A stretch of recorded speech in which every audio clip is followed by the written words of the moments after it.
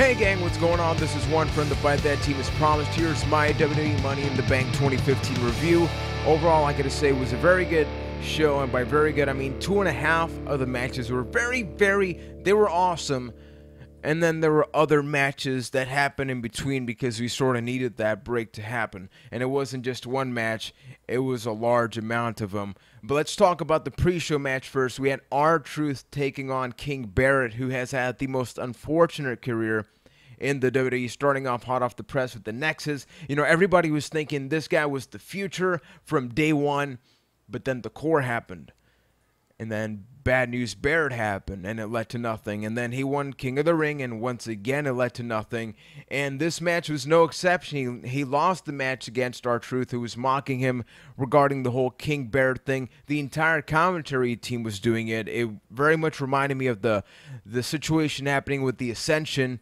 And all I got to say about the match is that R-Truth won, wrestling moves were performed, and King Barrett lost. It was a very normal pre-show match. Then we got treated to a video package paying tribute to Dusty Rhodes. It was a very emotional package. It basically recapped all of his career. You know, a very young Dusty Rhodes cutting a promo all the way to talking to Cody and Goldust, Dustin Rhodes being inducted into the Hall of Fame. That was really awesome. And it was, you know, it was heartbreaking because right after, you know, Renee Young had to keep talking and just really couldn't contain herself. And, you know, we've read all the things that Dusty has done for, you know, the Divas, the superstars, everybody in the WWE, and he was very much active. I talked about it in my video when I just found out about his passings. But let's talk about positive things. Let's talk about the matches that happened once the show actually started. We kicked it off with the match that people were probably most curious about, the Money in the Bank ladder match. Of course, the fact that it happened first had a lot of people thinking, well, Roman Reigns is obviously going to win and then cash in the main event or something. I was looking at the tweets and all that, and then we actually saw that Sheamus won the match. Now, okay, you know, my prediction was personally Kofi because I wanted it to be something, you know, different. They could get creative with the New Day situation. New Day didn't really have the best night. But with the match itself, you know, breaking it down a little bit, I want to get some sort of feud going on between Neville and Kofi simply because for the spots that they did have in the match, they were really entertaining. They should have like an athleticism on a pole match. I don't know, just something really cool, really awesome because they just clicked in that little time that they had. Roman Reigns definitely shined through. The entire match is based, you know, Ryan has talked about this Roman Reigns plan happening, and this was no exception. He had the powerbomb spot with Kofi Kingston in the corner, then powerbomb Neville, had that great dive to the outside, and if it wasn't for Bray Wyatt's interruption, he would have definitely won the match. Now, with other guys, Randy Orton, he hit RKOs. With Dolph Ziggler, or those that listen to the podcast know I'm kind of getting over Dolph Ziggler. I don't like this Lana situation happening at all, and this match really didn't do anything for me. And I'll be honest, I don't care about multi-man ladder matches anymore. I think the main event match between Rollins and Ambrose show exactly why I don't care about multi-man matches, because it's not just about random spots or, you know, oh cool, they're diving to the outside. It's how can we make this be a hardcore match or something that's happening where it's getting so personal that they need, you know, to climb up and grab something or hit somebody with something. Here, everybody was just getting moves across and it looked cool, but it really did nothing for me. However, it's cool, I guess, that we're getting Roman Reigns versus Bray Wyatt at Battleground, just so Bray Wyatt can cut even more random promos about how I can already hear this, you know, oh, Roman Reigns, everybody talks about you, you were the chosen one originally, but then the path changed and blah, blah, blah, and then he's going to lose again and then move to another storyline because that's what Bray Wyatt seems to do. It absolutely sucks because his character should be able to do a lot more, but that's all that ends up happening. Talking about the next match, Divas Championship, we had Nikki defending against Paige. We got some Dusty Rhodes references before the match. The crowd was really into the match, which was really cool. Usually the crowds, we know that the Divas don't get the most respect from the audience, But I think that, I mentioned 2.5 matches were really good. I think this was the half. And obviously, it's because the finale was bittersweet and just the Bellas. And it's not the wrestling. Honestly, Nikki did an awesome job in this match. That's not what I'm complaining about. As a character, I can't stand the Bellas because you can't make up your minds about them. It's not whether they can wrestle good or not. It's not whether about they've learned things or not. But they're babyface and they're heel. Then once babyface, once heel. Then you had this thing where they were supposed to hate each other, but then it never paid off. And it gets tiring. So when the end happened, I should say, it was a really physical match. And I like that they used the twin magic to get sort of a dusty finish, maybe paying tribute, because it was a really good way to, people were just pissed off. They weren't just like, oh, whatever. They were legitimately pissed off. And it was kind of funny how Brie Bella was pulling off the tissue, obviously, to sort of simulate having implants to sort of, copy her sister Nikki. But overall, a very good match. Paige made reference before the match about needing some support, I guess, to take down the Bellas. I think that maybe this is the perfect opportunity to bring Charlotte in. Maybe that's what they're working on. But we'll see what happens. Next match, Intercontinental Championship match. Ryback defending against the Big Show. Big Show won by disqualification, and the best thing about the match was a vertical suplex. I'm sorry, I don't care about the Big Show. I just want to be perfectly honest with everybody watching the video. I don't care about any of his storylines. I am becoming a big fan of Ryback. I think there's a lot of long-term potential in him. I don't know what they're doing with having him face off against the Big Show. But, that vertical suplex was legitimately cool. It's kind of funny how that was the thing that happened. Miz interfered in the match, which is how Big Show won the match. And I like that because it was so dull. It perfectly made sense with the Miz's character. He just interfered and then left like nothing. And then Ryback was kind of like, all right, so I guess we'll probably have a match at Battleground or something. We'll talk about it on Raw. And then we got, this is the match of the night. I'm still processing everything, so maybe from here till the podcast things may change. But we got Kevin Owens versus John Cena Part 2. Holy crap. If these two guys could have a baby that represented the future of wrestling somehow, I don't know, that it's not biologically possible, but if it were to happen, I would be all for it because these two guys just click so freaking well. In a time where we complain about WWE being catered way too much to kids, wrestling is it even wrestling anymore? All these things that people complain about. Here's a match where the premise is, I beat you last time because I said I would, and I've been wrestling longer than you. So I'm just going to beat you again and then prove it yet again that I'm better than you. And that was really all that was all that was necessary about this match. It wasn't, oh, it's more personal now, or no. It's like NXT versus WWE, independent wrestling versus the WWE. And the match pacing in here, I loved it because it was a complete contrast to the main event ladder match.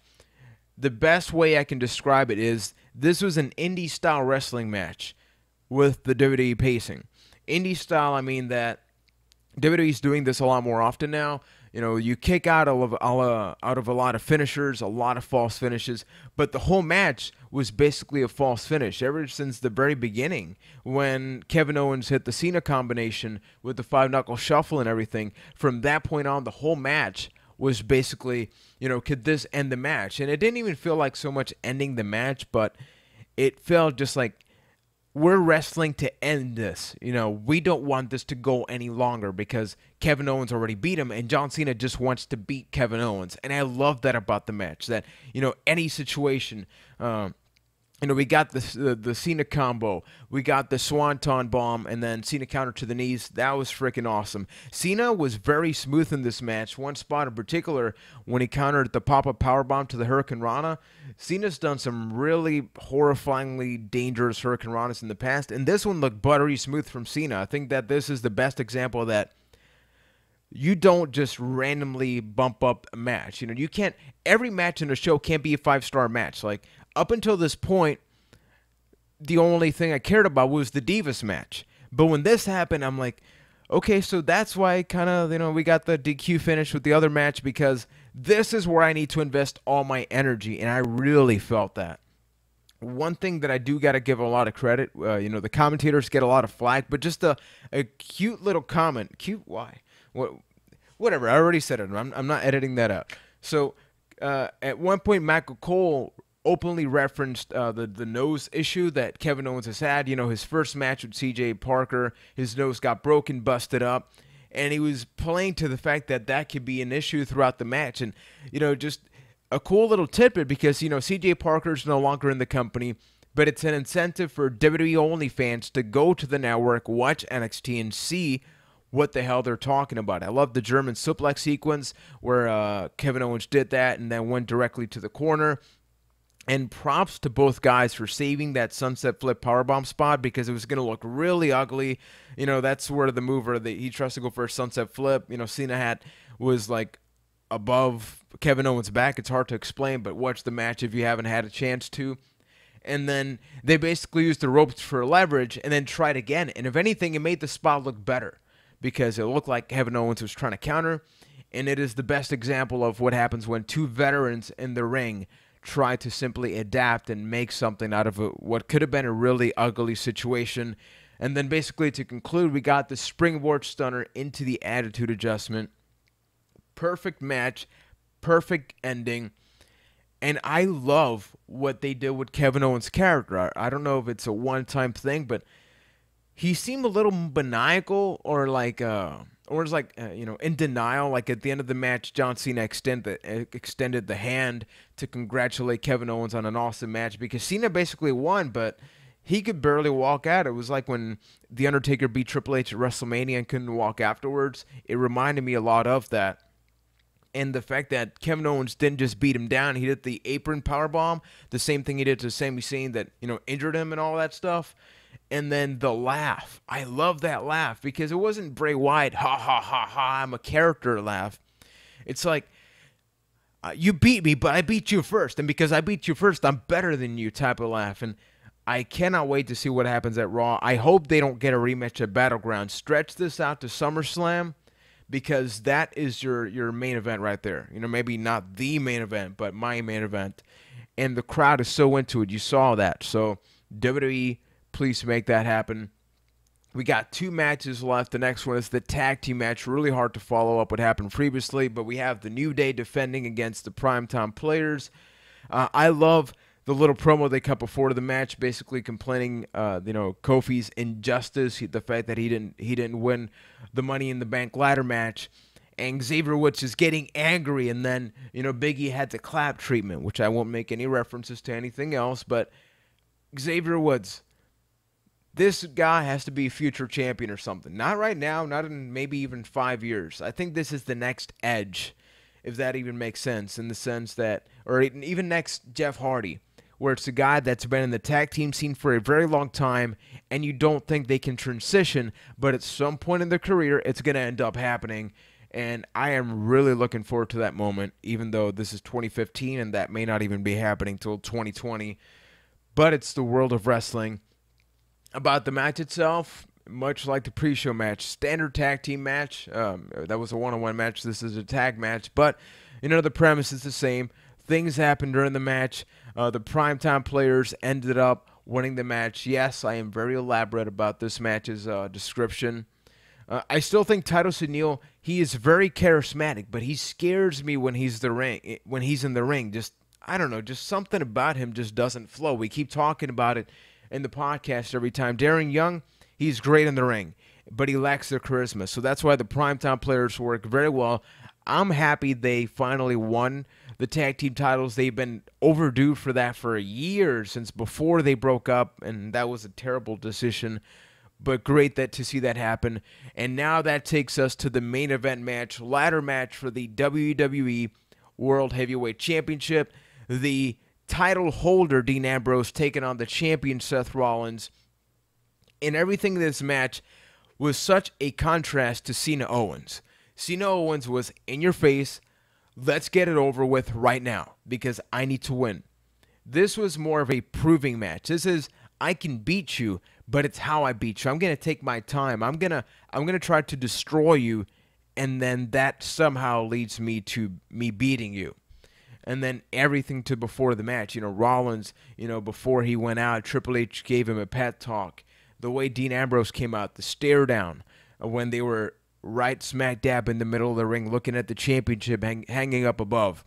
Before the match even started, you could feel that this wasn't just a filler match. This wasn't just the championship match because it needs to be defended tonight. It felt like this personal rivalry has reached its peak, and they literally got to, now climb up and grab this championship. Overall, incredible match. It showed that even though we're at that PG era and hardcore wrestling, chair shots to the head, all those things are technically no more, you can have a hardcore match. Like, those guys have got to be hurting. I don't want to see Dean Ambrose's back tomorrow night on Raw, because that thing has got to be black and blue after those power bombs into that ladder and the chairs. I love the fact that Dean Ambrose paid tribute to Dusty with the bionic elbow off the ladder. Just so many things that happened. The one nitpick that we always have, the three of us in the podcast, the Dean Ambrose rebound clotheslines, I am not a fan of at all. It was cool at the beginning, but then, was it 2 pay-per-views ago? I forget. But he did it like 4 or 5 times in one match. And in this match, he did the same thing. Like, Rollins kept hitting him. He kept, springboarding back, or, doing the rope bound thing again. And it gets to me. But, that aside, I love Dean Ambrose. He has proven himself that he's main event worthy. He lost this match in a controversial way because, much like Owens Cena, neither guy ended up looking bad in this match. They both grabbed the belt. Seth just grabbed it a little more, and that's why he won. And then we got that promo and everything. Oh, and, I got to bring up the pedigree. I do love that he continues to use that pedigree. Given his storyline situation with Triple H, I think it makes sense, because Triple H is very much like Kevin Owens, where he's in the proving phase. It's like, this is happening. I'm better than you. And like Seth Rollins is better than all of you. And that's why I am giving him everything that has led to my success in the WWE. So absolutely keep happening. Great spots in this match. The powerbomb to the barricade on the outside. Just so many things happening. But I love that it was a slow pace, even though it was a hardcore match with 2 guys that have proven that they can go very fast inside the ring. They took their time selling. Stone Cold keeps complaining about, just wrestlers taking moves and then quickly getting back up. I think this match is a match that Stone Cold may love. I can't wait to hear about him, his reactions in the podcast he always does, because it was more of a classic match. It had its high-flying spots, it had its springboards, it had its things, but at the end of the day, much like Owens Cena, which is why I love these 2 matches, they were personal rivalries that you could feel. It didn't just feel artificial.